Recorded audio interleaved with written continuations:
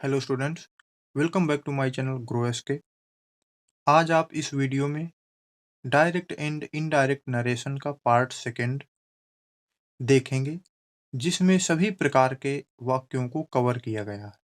यदि अभी तक आपने हमारा पहला वाला video it means direct and indirect narration का फर्स्ट पार्ट नहीं देखा, तो डिस्क्रिप्शन में आपको लिंक मिल जाएगा। यदि आप डायरेक्ट एंड इनडायरेक्ट नरेशन को कंप्लीट सीखना चाहते हैं, तो आपको हमारा फर्स्ट वाला वीडियो अवश्य देखना चाहिए। उस वीडियो में हमने असर्टिव सेंटेंस को कंप्लीट किया था। इस वीडियो में आपको शेष बचे हुए सेंटेंसेज को बताए जाएंगे, जो आपको 100% गारंटी के साथ समझ में आने वाले हैं। Without wasting your time, let's see. Interrogative sentence, जिसे हिंदी में प्रश्नवाचक वाक्य कहा जाता है। इंट्रोगेटिव वाक्य वे वाक्य होते हैं जिनमें प्रश्न किया जाता है। ये आपके दो प्रकार से हो सकते हैं। पहला वाक्य आपका होता है जिसमें हेल्पिंग वर्ब से शुरू होता है, जिस प्रकार आपका ये शुरू है। जब भी आपका हेल्पिंग वर्ब शुरू होता है, पहला वाक्य वो वाक्य हो जाता है। एंड सेकंड वाक्य वो होता है जो आपका क्वेश्चन वर्ड से शुरू होता है। तो आपको ये दोनों पता होने चाहिए कि जब भी आपका क्वेश्चन वर्ड से शुरू हो या फिर हेल्पिंग वर्ब से शुरू हो, तो वे दोनों प्रकार के वाक्य इंट्रोगेटिव सेंटेंस के अंदर आ जाते हैं। यदि आप इंट्रोगेटिव सेंटेंस को डायरेक्ट से इनडायरेक्ट बना रहे हैं, तब आपको रिपोर्टिंग वर्ब के साइड को आस्क्ड या फिर इंक्वायर्ड आप में चेंज कर देना है। आप इस वाले साइड को आपको किस में चेंज करना है? आस्क्ड या फिर इंक्वायर्ड आप में चेंज कर देना है। यदि रिपोर्टेड स्पीच हेल्पिंग वर्ब से शुरू हो, जिस प्रकार आपका ये है, यहाँ से देखिए, यदि आपका हेल्पिंग वर्ब से शुरू है, तब आपको इन्वर्टेड कामा की जगह इफ या वेदर का प्रयोग करना है और शेष बचे हुए वाक्य को सिंपल बना देना है। आपका शेष वाक्य है, उसको आपको सिंपल बना देना है। यदि रिपोर्टेड स्पीच क्वेश्चन वर्ड से शुरू हो, यदि आपका रिपोर्टेड स्पीच क्वेश्चन वर्ड से शुरू हो, जिस प्रकार ये क्वेश्चन वर्ड है, हु, व्हाट, वेयर, हाउ, इस प्रकार के जो शब्द होते हैं उन्हें क्वेश्चन वर्ड कहा जाता है। जब भी आपके प्रश्न क्वेश्चन वर्ड से शुरू हो, तो आपको इन्हीं प्रश्नवाचक शब्दों को इन्वर्टेड कामा की जगह प्रयोग करना है। यहाँ पर इन्वर्टेड कामा की जगह इन्हीं प्रश्नवाचक शब्दों को प्रयोग करना है और इन्वर्टेड कामा की जगह इन्हीं प्रश्नवाचक शब्दों को रखने के पश्चात शेष बचे हुए वाक्य को सिंपल सेंटेंस बना देते हैं। और आपको क्वेश्चन मार्क की जगह किसका यूज करना है? फुल स्टॉप का। ये हमेशा 3 चीज़ें याद रखनी है। जब भी आपका प्रश्न हेल्पिंग वर्ड से शुरू हो, तो सैड को आस्क्ड या फिर इंक्वायर्ड आप में चेंज करना है और इन्वर्टेड कामा की जगह इफ या वेदर रखना है। और जब भी आपका क्वेश्चन वर्ड से शुरू हो, तो इन्वर्टेड कामा की जगह उसी प्रश्नवाचक शब्द को रखना है और उसके पश्चात बचे हुए वाक्य को सिंपल सेंटेंस बना देते हैं। जैसे आप देखिए, he said to me, do you know Sohan. आप देखिए, यहाँ से ये हेल्पिंग वर्ब से शुरू है, तो ये क्या बनेगा? तो सी साइड टू को आपको आस्क्ड में चेंज करना है हमेशा जब भी आपका क्वेश्चन वर्ड हो। फिर टू हट जाता है तो मी, इन्वर्टेड कामा की जगह हेल्पिंग वर्ब से शुरू है, तो यहाँ पर आ जाएगा इफ। और बचे हुए सेंटेंस को सिंपल बना देते हैं। सिंपल बनाने के लिए आपको क्या करना होता है कि सबसे पहले सब्जेक्ट, तो सब्जेक्ट आपका यू है, यू सेकेंड पर्सन का है, तो आपका सेकेंड पर्सन का है तो चेंज होगा मी के अनुसार, तो यहाँ आ जाएगा आई। फिर उसके बाद हेल्पिंग वर्ब, सब्जेक्ट हुआ, फिर हेल्पिंग वर्ब आएगी, हेल्पिंग वर्ब डू है, तो ये प्रेजेंट इंडिफिनिट है, ये चेंज होता है पास्ट इंडिफिनिट में। तो पास्ट इंडिफिनिट में क्या होगा कि वर्ब की सेकेंड फॉर्म यूज होती है। तो आई न्यू सोहन, और क्वेश्चन वर्ड को आपको फुल स्टॉप में चेंज कर देना है। अगला देखिए, he said to me, did you lend me your book. ये भी आप देखिए हेल्पिंग वर्ब से शुरू है, तो सेम ये भी आपका सेम तरीके से बन जाएगा। सैड है, तो सैड को चेंज करना है आस्क्ड मी, इन्वर्टेड कामा की जगह इफ, यू आपका चेंज होगा मी के अनुसार, तो आई। यहाँ पर डिड है, it means past indefinite change होता है पास्ट परफेक्ट में। यदि आपको नहीं पता तो सबसे पहले आपको हमारी फर्स्ट वाली वीडियो देख लेना है, उसमें कंप्लीट बताया गया है कि किसमें क्या चेंज होता है।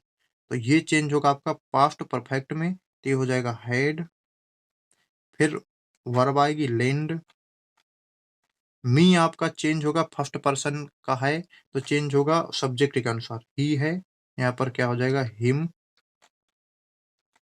योर चेंज होगा आपका ऑब्जेक्ट के अनुसार, मी है, तो यहाँ पर ये थर्ड वाला है, तो यहाँ पर हो जाएगा माई बुक, क्वेश्चन मार्क की जगह फुल स्टॉप। अब आपके लिए ये दो आपके लिए एज अ होमवर्क कार्य करेंगे, आपको इन्हें कंप्लीट करना है। आई होप कि आप समझ गए होंगे कि आपको किस प्रकार करना है। देखिए, आपको एक बता देते हैं और भी, और आपको एक एक्स्ट्रा में बताए दे रहे हैं। तो यहाँ पर क्या होगा कि द टीचर, सैड को आपको चेंज करना है आस्क्ड, फिर हरी। अब देखिए यहाँ पर क्वेश्चन वर्ड आ रहा है, यहाँ पर क्वेश्चन वर्ड आ रहा है, तो अभी जस्ट आपको बताया गया कि क्वेश्चन वर्ड को इन्वर्टेड कॉमा की जगह यूज कर देना है जब भी क्वेश्चन वर्ड से शुरू हो वाक्य, व्हाई। और फिर इसको बाकी बचे हुए वाक्य को सिंपल बना देना है। तो आपका यू है, तो ये चेंज होगा हरी के अनुसार, तो ये हो जाएगा ही। डिड है तो हो जाएगा हैड, क्योंकि पास्ट इंडिफिनिट है तो पास्ट परफेक्ट में चेंज होता है, नॉट कम टू स्कूल।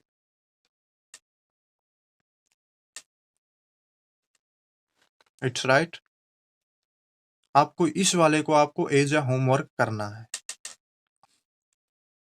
यदि रिपोर्टेड स्पीच में सर या मैडम आए, इट मीन्स कि इन्वर्टेड कामा के पहले रिस्पेक्टफुली का यूज करना है। इन्वर्टेड कामा के पहले कैसे होगा अभी बताने वाले हैं। सर और मैडम को हटा देते हैं। देखिए, ही सेड टू मी, यहाँ पर क्या होगा कि ही सेड आपका चेंज होगा आस्क्ड, ये हो जाएगा मी। और इन्वर्टेड कामा के पहले रिस्पेक्टफुली, तो यहाँ पर हो जाएगा रिस्पेक्टफुली, रिस्पेक्टफुली। फिर इन्वर्टेड कामा के बाद देखिए सर, फिर शुड से शुरू है, इट मीन्स हेल्पिंग वर्ब से। तो आपको क्या करना है कि यहाँ पर इफ लगेगा, इफ। फिर ये शुड है तो आपको सिंपल बना देना से, आई चेंज फर्स्ट पर्सन का है तो ही के अनुसार चेंज होगा, तो हो जाएगा he should bring something to.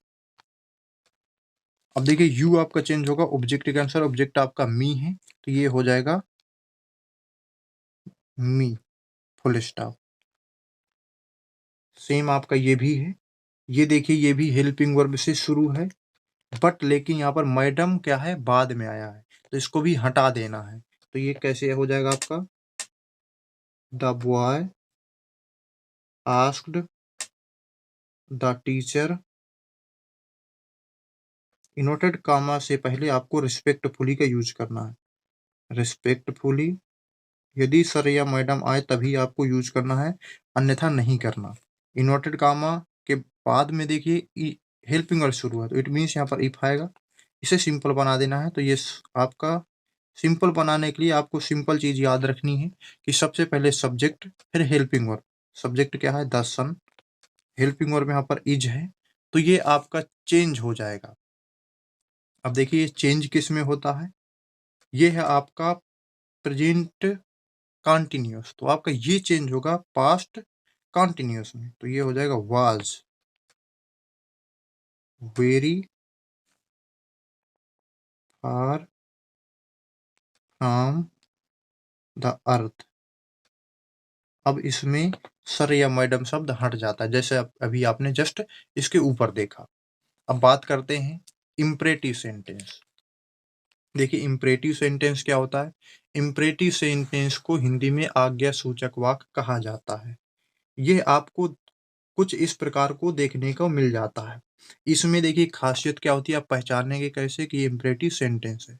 तो इसमें जो सब्जेक्ट होता है वो छिपा होता है, इट मीन्स आपको सब्जेक्ट देखने को नहीं मिलेगा शुरुआत में, ठीक। और इसमें दूसरी बात होती है कि ये हमेशा वर्ब से शुरू होता है। इट मीन्स कि ये हमेशा किससे शुरू होगा? वर्ब से। ना ही ये सब्जेक्ट से शुरू होता, ना ही हेल्पिंग वर्ब से शुरू होता, और ना ही किसी क्वेश्चन वर्ड से शुरू होता। ये आपका शुरू होता है वर्ब से। यदि आपका इस प्रकार का वाक्य है तो आपको डायरेक्ट से इनडायरेक्ट बनाने के नियम इस प्रकार याद रखने हैं। इन्वर्टेड कामा की जगह टू को प्रयोग करना है, और साइड को भाव के अनुसार बदलते हैं। अब भाव के अनुसार कैसे बदलते हैं?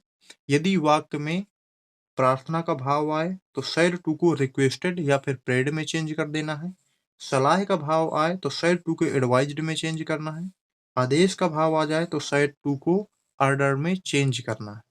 और यदि आपके सर, मैडम, प्लीज, काइंडली ये शब्द आए तो इनको हटा देना है। जैसे एग्जाम्पल से समझते हैं। The teacher said to me, sit down boys. अब देखिए इसे समझिए, भाव क्या है इसका? अध्यापक अध्यापक ने मुझसे कहा, सिट डाउन बॉयज, बच्चों बैठ जाओ। तो यहाँ पर देखिए उन्होंने क्या किया? हमें आज्ञा दिया। उन्होंने हमें क्या दिया? आज्ञा दिया कि बच्चों बैठ जाओ। तो यहाँ पर क्या होगा? द टीचर सेड टू को आपको चेंज कर देना भाव के अनुसार। तो उन्होंने हमें आज्ञा दी है, यहाँ पर हो जाएगा ऑर्डर्ड। फिर मी, इन्वर्टेड कामा की जगह इंपरेटिव सेंटेंस में टू को रखते हैं, टू, और बाकी बचे हुए वाक्य को जोड़ देते हैं। Seat down boys, full stop. ये ज्यादा हार्ड नहीं होता। इसमें आपको केवल दो चीजें याद रखनी है कि भाव के अनुसार आपको भाव पता होना चाहिए इसमें कहे क्या रहा है, और दूसरी चीज इसमें इन्वर्टेड कामा जगह टू का यूज करना है। देखिए, father said to me, father said to his son, पिता ने अपने पुत्र से कहा, वर्क हार्ड, कठिन परिश्रम करो। तो यहाँ पर उन्होंने सलाह दी है, यानी पिता सलाह दे रहे हैं पुत्र को कि कठिन परिश्रम करो। तो सेड टू को आपको क्या हो जाएगा? एडवाइज। जब भी सलाह का भाव पाया जाए तो एडवाइज में चेंज करना है। हिज सन, इन्वर्टेड कामा की जगह आपका टू यूज होगा। Work hard, work hard, full stop. आई होप कि आपको समझ में आ रहा होगा। अब देखिए आगे बढ़ते हैं। अब देखिए इस एग्जाम्पल को भी कर लेते हैं। The student said the teacher, sir mark me present. यहाँ पर देखिए, यहाँ पर क्या है कि स्टूडेंट अध्यापक से कह रहा है कि सर मार्क मी प्रेजेंट, मुझे उपस्थित का चिन्ह लगाइए, यानी मुझ में उपस्थिति का चिन्ह लगाइए। तो यहाँ पर देखिए वो प्रार्थना कर रहा होगा। जब भी आपका सर, मैडम, प्लीज, काइंडली ये आ जाए तो इट मीन्स आपको साइड टू की जगह हमेशा आपको क्या करना होगा? आपको हमेशा करना होगा रिक्वेस्टेड। यहाँ पर रिक्वेस्टेड द टीचर, यहाँ पर रिक्वेस्ट कर रहे हैं बच्चे। तो यहाँ पर इन्वर्टेड कामा की जगह आपको हो जाएगा टू। सर या मैडम प्लीज काइंडली को हटा देना, जस्ट आपने अभी पीछे देखा। तो आपका हो जाएगा मार्क। मी फर्स्ट पर्सन का है तो चेंज होगा स्टूडेंट। यहाँ पर स्टूडेंट है तो यहाँ पर क्या होगा? Him present, full stop. अब देखिए आपको इम्परेटिव सेंटेंस कुछ इस प्रकार को भी देखने को मिल जाता है, जैसे ये लिखा, the teacher said to the boy, do not abuse anyone. इस प्रकार के वाक्यों को इम्परेटिव में कहा जाता है निषेधात्मक वाक्य। क्या कहा जाता है? निषेधात्मक वाक्य। इस प्रकार के वाक्य को बनाने के दो नियम होते हैं। इस प्रकार के वाक्य को बनाने के दो नियम होते हैं। फर्स्ट रूल आपका कहता है कि सेड टू को फॉरवर्ड में चेंज कर दो, और डू नॉट या डोंट को हटा दो, और इन्वर्टेड कामा की जगह टू को रख दो। पहला रूल तो हमारा ये हो गया कि आप सेट टू की जगह फॉरवर्ड का यूज कर दीजिए, डू नॉट और डोंट को हटा दें, और इन्वर्टेड कामा की जगह टू का यूज कर दें। या फिर हमारा दूसरा रूल कहता है कि सेट टू को भाव के अनुसार चेंज कर दें, कि इसमें कौन सा भाव पाया जा रहा है, आदेश का, प्रार्थना का, या फिर सलाह का। और डू नॉट या डोंट को क्या कर देना है? नॉट टू में चेंज कर देना है। जैसे आपका ये है, इसी वाक्य को देखिए दोनों प्रकार से बनाते हैं। तो the teacher said to the boy, teacher ने लड़के से कहा, डू नॉट अब्यूज एनीवन, किसी को गाली मत दो। यहाँ पर देखिए सलाह दे रहा है। तो यदि हम इस ये वाले फर्स्ट रूल से बनाए तो सेड टू को आपको क्या कर देना है? Forbid the boy inverted comma की जगह आपको टू यूज करना है, टू, और डू नॉट या डोंट को हटा देना है। ये हो गया हमारा पहला rule according to first rule. According to second rule क्या कहता है कि सेट टू के भाव के अनुसार बदल दें। तो यहाँ पर अध्यापक जो है बच्चे को सलाह दे रहा है, यहाँ पर हो जाएगा advised, advised the boy do not या डोंट को हटा के आपको क्या कर देना है, नॉट टू। तो यहाँ पर हो जाएगा not to abuse anyone. It means आपका इम्परेटिव सेंटेंस निषेधात्मक वाक्य वाला हो जाता है। यदि आपका एक और टाइप के होते हैं जिसे हम बोलते हैं लेट वाले वाक्य। देखिए जो लेट वाले वाक्य होते हैं ये कैसे होते हैं, इम्परेटिव सेंटेंस में लेट का प्रयोग निम्न निम्न बातें प्रकट करने के लिए किया जाता है। फर्स्ट है आपका प्रस्ताव प्रकट करने के लिए, प्रार्थना प्रकट करने के लिए या फिर आदेश प्रकट करने के लिए। हमेशा लेट का यूज इन तीन भावों को प्रकट करने के लिए होता है। यदि प्रस्ताव का भाव प्रकट हो तो आपको साइड टू को प्रपोज्ड में चेंज कर देना है। इन्वर्टेड कामा की जगह दैट का यूज करना है। हमेशा याद रखना है कि प्रस्ताव का भाव पाया जाए तो साइड को प्रपोज्ड में चेंज करना है।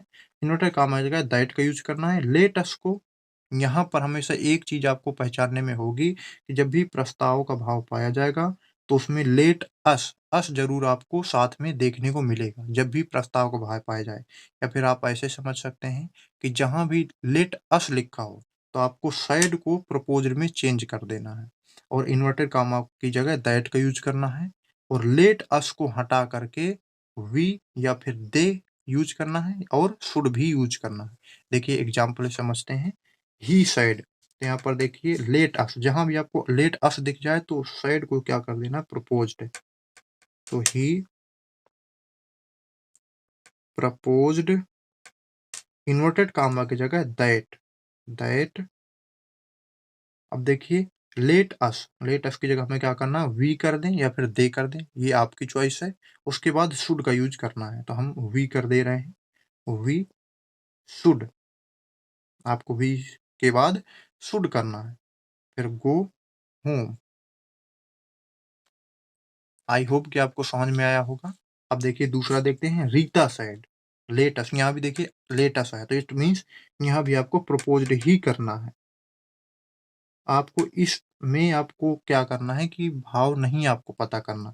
जब भी आपको लेटस आ जाए तो आपको बिना सोचे समझे प्रपोज्ड ही करना है। प्रपोज्ड इन्वर्टेड कामा की जगह दैट। लेट अस को क्या कर देना है, या तो आप वी कर दीजिए या दे कर दीजिए। यहाँ पर हम दे कर ले रहे हैं। आप वी भी कर सकते हैं। वी या दे के बाद आपको शुड करना। फिर जो बच्चा हुआ है उसे ऐड कर देना है, प्ले अ मैच। अब देखिए यदि प्रार्थना का भाव पाया जाए तो सैड को रिक्वेस्टेड में कर देना है, क्योंकि रिक्वेस्ट मतलब क्या होता है, प्रार्थना करना। इन्वर्टेड कामा को क्या कर देना है, टू। और लेट को भी रहने दें। यदि या ये भी आपको दो प्रकार से बन जाता है। आप टू कर दीजिए और लेट को रहने दें, या फिर दैट लगा करके नाउन प्रोनाउन के बाद के साथ माइट बी अलाउड टू तथा लेट को हटा दें। या तो आप क्या कर दीजिए, दो टाइप से बनता है, या तो आप टू और लेट को भी रहने दें। देखिए दोनों टाइप से आपको बता दे रहे हैं, समझ लीजिए एक बार। Ramesh said to his teacher, Ramesh ने अपने अध्यापक से कहा, लेट मी गो होम, मुझे घर जाने दो। यहाँ पर देखिए प्रार्थना कर रहा है वो, तो हो जाएगा आपका रमेश सेड टू की जगह आपको रिक्वेस्ट करना होगा, रिक्वेस्टेड, क्योंकि प्रार्थना कर रहा है। हिज टीचर, अपने अध्यापक से। ठीक। अब देखिए यहाँ पर मेन चीज यहाँ शुरू होता है। यदि आपका प्रार्थना का भाव पाया जाए तो टू और लेट को भी रहने दें, यानी आपको क्या कर देना है, इन्वर्टेड कामा की जगह किसको यूज करना है, टू, और पूरा आपको जोड़ देना है। लेट आपको मी है, चेंज होगा रमेश के अनुसार, तो यहाँ पर क्या हो जाएगा, हिम गो होम। आपका फर्स्ट रूल तो आपका ये कहता है। और यदि आप सेकेंड रूल भी बनाना चाहें तो यहाँ से आपका ये इतना चेंज हो जाता है। ये देखिए चेंज क्या होता है कि दैट लगा दें, इन्वर्टेड कामा की जगह आप दैट यूज कर सकते हैं, दैट। और फिर नाउन या प्रोनाउन, यहाँ पर देखिए जो प्रोनाउन है हमारा ये मी है। ये क्या है, मी हमारा प्रोनाउन है। तो उसको क्या करना है कि आपको नाउन या प्रोनाउन को रख देना है पहले। तो यहाँ पर क्या हो जाएगा, ये इसे हम नाउन बना दें तो ये हो जाएगा, चेंज होगा इसके अनुसार, ये हो जाएगा ही। फिर आपको माइट बी अलाउड टू से ऐड कर देना है, माइट बी अलाउड टू, और फिर गो होम, गो होम। आपको ये चीज़ याद रखना है। यदि आप मेरी सलाह लेना चाहते हैं तो आपको ये सिंपल जो ऊपर वाला रूल है आपको इसे याद रखना है कि आपको इन्वर्टेड कामा की जगह टू यूज कर देना है और लेट को भी रहने देना, बाकी रखे रहना है।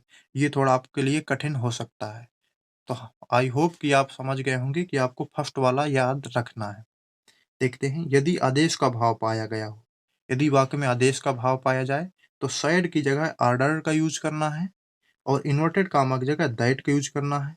लिट को हटाकर नाउन या प्रोनाउन के बाद शुड रखें। देखिए एग्जाम्पल ही समझते हैं। द किंग सैड, यहाँ पर आपको क्या करना है कि सैड को ऑर्डर में चेंज कर देना है। क्यों? क्योंकि देखिए यहाँ पर भाव किसका पाया जा रहा है, आदेश का, नहीं, राजा ने कहा let the man B set free, यानी आदमी को स्वतंत्र रहने दो। तो यहाँ पर क्या कर रहा है कि आदेश दे रहा है, तो किंग ऑर्डर्ड।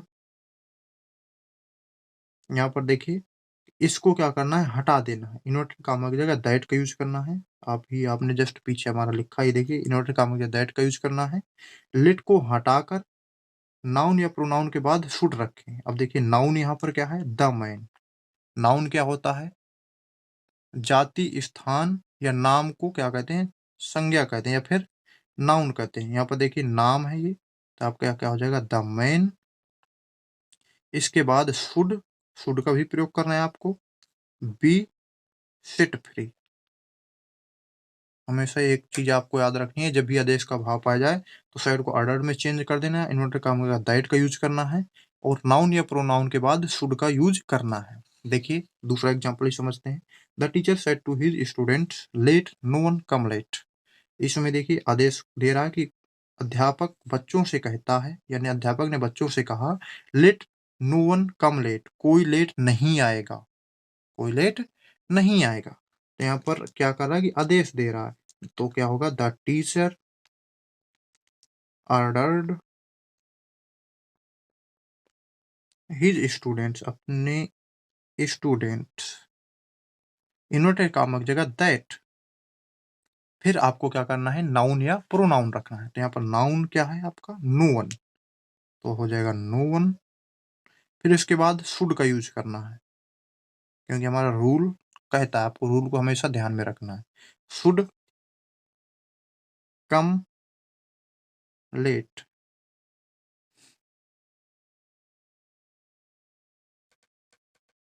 अब देखिए आपका इम्परेटिव सेंटेंस खत्म हो जाता है। अब शुरू करते हैं एक्सक्लामेटरी सेंटेंस। अब देखिए एक्सक्लामेटरी सेंटेंस क्या होते हैं। एक्सक्लामेटरी सेंटेंस को हिंदी में विस्मयादि बोधक वाक्य कहा जाता है। तो ये होता क्या है ये भी समझते हैं, क्योंकि मेन चीज आपको यही प्रॉब्लम करती है कि पहचान नहीं पाते कि ये कौन सा सेंटेंस है। तो जिन वाक्यों में हृदय की इच्छाएं, शोक, हर्ष, निषाद, अत्यधिक खुशी, आश्चर्य, क्रोध तथा खेद आदि प्रकट हों उसे एक्सक्लामेटरी सेंटेंस कहते हैं। इनको व्यक्त करने के लिए शब्द, यानी जो ये शब्द हैं, आश्चर्य हो गया, शोक, हर्ष, निषाद, इनको व्यक्त करने के लिए कुछ शब्द होते हैं। या फिर हम समझें तो ये जो शब्द हैं ये आपको सेंटेंस में भी यूज होते हैं, सेंटेंस में भी यूज होंगे। जब भी आपको खुशी हो तो आपको क्या करना है, हुर्रा, आहा, आह, ये आएंगे शब्द। आपको जो हुर्रा हो सकता है, आहा, ये सब आ सकते हैं यदि खुशी हो। और दुखी में क्या होता है, एल्स, हाउ, आह, आह, ये शब्द निकलते हैं। सरप्राइज यानी आश्चर्य में क्या होगा, हाउ, व्हाट, ब्रेव, रिग्रेट, ये आपका एंगर में होता है, रिग्रेट, व्हाट, हाउ। अब देखिए इनको जो बनाने के नियम हैं वे आपके ज्यादा इंपॉर्टेंट हैं रेदर देन दीज। तो आपको क्या करना है कि इस प्रकार के वाक्यों को जब भी आपके ये शब्द यूज हों, हुर्रा, आहा, ये सब यूज हों, तो आपको क्या करना है कि सैड टू की जगह एक्सक्लेम्ड विद। अब यदि आपका हुर्रा यूज हुआ है, एक्सक्लेम्ड विद जॉय होगा। एल्स यूज हुआ है तो एक्सक्लेम्ड विद सारो होगा। यदि व्हाट या हाउ ब्रेव यूज हुआ है तो एक्सक्लेम्ड विद सरप्राइज होगा। यदि आपका रिग्रेट यूज हुआ है तो एक्सक्लेम्ड विद एंगर यूज होगा। आपको ये चीज आई होप कि आपको समझ में आई होगी। इन्वर्टेड कॉमा की जगह दैट का यूज करना है। देखिए एग्जाम्पल समझते हैं। He said else I have failed. देखिए आपको ज्यादा दिमाग पर जोर नहीं देना, आपको ये चीज याद रखना कि जब भी ये शब्द आ जाए, ये शब्द आए तो आपको समझ जाना है कि एक्सक्लेमेटरी सेंटेंस है इसमें। तो यहाँ पर देखिए एल्स आया, एल्स कहाँ यूज हुआ है? सारो में। इट मीन्स आपको क्या करना है कि ही सेड की जगह आपको क्या करना है? एक्सक्लेम्ड विद सारो, एक्सक्लेम्ड विद सारो, एक्सक्लेम्ड विद सारो। फिर इन्वर्टेड कामा की जगह दैट, इन्वर्टेड कामा की जगह दैट, और फिर एल्स, इन शब्दों को हटा देते हैं। इन शब्दों को क्या करते हैं? हटा देते हैं, इन्हें फिर नहीं रखते। आई को चेंज होगा ही के अनुसार तो हो जाएगा ही। अब देखिए हैव जो आपका चेंज होगा, हैव किस में चेंज होता है? हैव आपका चेंज हो जाता है, ये हैव होता है present perfect tense. Present perfect होती है पास्ट परफेक्ट में। तो हैड, हेल्ड। आपको यदि चेंज करना नहीं आ रहा तो आपके लिए सजेशन यही कि हमारी फर्स्ट वाली वीडियो जरूर देखें, क्योंकि उसमें आपको पूरी तरीके से चेंज करना बताया गया है। आपको शॉर्ट ट्रिक भी वहां पर अप्लाई हो रही है। अब देखिए आगे देखते हैं। इसी का देखिए दूसरा एग्जांपल। रमेश साइड, यानी रमेश ने कहा hurrah, we have won the match. तो यहाँ पर होगा रमेश, साइड की जगह क्या होगा? Exclaimed with. देखिए हुर्रा किस में आ रहा था, आपको देख लेना है कि हुर्रा किस में आता है। तो हुर्रा आता है आपका एक्सक्लेम्ड विद जॉय। फिर इन्वर्टेड कामा की जगह दैट। अभी हुर्रा को हटा देते हैं, बाकी बचे हुए को जोड़ देते हैं। वी आपका चेंज जाएगा रमेश के अनुसार, यहाँ हो जाएगा ही। हैव हो जाता है हैड, वोन द मैच, वोन द मैच। आपको जो पीछे शब्द हमने बताए हैं उनको आपको क्या कर लेना है? याद कर लेना है। अब देखिए बढ़ते हैं ऑप्टेटिव सेंटेंस की ओर। ऑप्टेटिव सेंटेंस क्या है? ऑप्टेटिव सेंटेंस को हिंदी में कामना सूचक वाक्य कहा जाता है। रिपोर्टेड स्पीच में जब किसी को आशीर्वाद दिया जाए या श्राप दिया जाए तथा शुभकामना दी जाती है तो उसे ऑप्टेटिव सेंटेंस कहते हैं। देखिए ऑप्टेटिव सेंटेंस में आपको क्या होगा कि या तो आशीर्वाद दे रहा होगा, या फिर श्राप दे रहा होगा, या फिर किसी की इच्छा व्यक्त कर रहा होगा, या फिर शुभकामना भी दी जा सकती है। तो उस प्रकार के वाक्यों में सैड को प्रेड कर देना। यदि आशीर्वाद दे रहा है तो प्रेड करना है, या यदि श्राप दे रहा है तो कर्स्ड करना है, और अपनी शुभकामना दे रहा है या इच्छा व्यक्त कर रहा है तो विश्ड करना है, और इन्वर्टेड कामा की जगह दैट यूज करना है। देखिए ही सेड, उसने कहा, मे गॉड ब्लेस यू, भगवान तुम्हें आशीर्वाद दे। तो यहाँ पर देखिए आशीर्वाद दे रहा है, वो भी आशीर्वाद ही दे रहा है। तो ही सेड आपका क्या हो जाएगा? सेड क्या हो जाएगा? Prayed. He prayed, inverted comma की जगह दैट, और मे को यहाँ से क्या करते हैं? मूव ऑन कर देते हैं, यानी हटा देते हैं। तो यहाँ पर क्या हो जाएगा? God bless. अब यू देखिए अब क्या हो जाएगा? चेंज हो जाएगा। यू चेंज होगा, थर्ड पर्सन का आप कोई भी रख सकते हैं। तो यहाँ पर आप क्या करें? हिम। अब देखिए आपको यदि यहाँ पर ऑब्जेक्ट नहीं दिए तो आपको थर्ड पर्सन का ही ऑब्जेक्ट मानना है। हमेशा याद रखना, जब भी ऑब्जेक्ट ना दिए हो तो आपको थर्ड पर्सन का ऑब्जेक्ट मान करके उसे चेंज कर लेना है। दूसरे देखें, the hermit said may you go to hell, यानी पुजारी ने कहा तुम, हेल मतलब होता है नर्क, तुम नर्क में जाओ। इट मीन्स वो क्या कर रहा है? श्राप दे रहा है। तो क्या हो जाएगा? द हर्मिट साइड आपका चेंज जाएगा कर्स्ड, में आपका हट जाएगा, इन्वर्टर काम हो जाएगा दैट, यू चेंज होगा थर्ड पर्सन का हमने बताया तो ही, फिर हो जाएगा गो टू हेल, ये क्या हुआ, go to hell. I hope कि आपको समझ में आ रहा होगा।